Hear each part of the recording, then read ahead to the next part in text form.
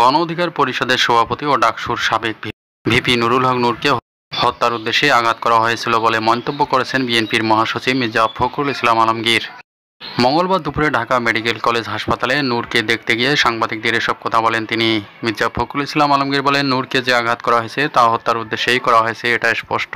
তিনি আগের তুলনায় কিছুটা সুস্থতার দিকে গেলেও এখনও সংকটজনক অবস্থায় আছেন। শরীরের যে স্থানগুলোতে আঘাত লেগেছে সেগুলো অত্যন্ত গুরুতর। তার মস্তিষ্কেও আঘাত ও রক্তক্ষরণ হয়েছে।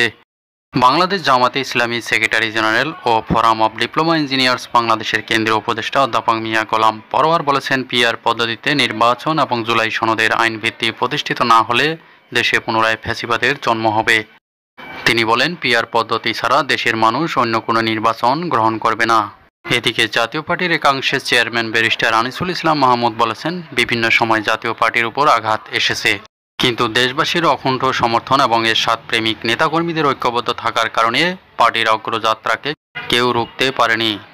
আগামী দিনেও দেশ এবং দেশের গণতন্ত্রের বৃহত্তর স্বার্থে পার্টির সর্বস্তরের নেতাকর্মীদের মধ্যে ইস্পাত কঠিন বৃহত্তর ঐক্য গড়ে তুলতে হবে।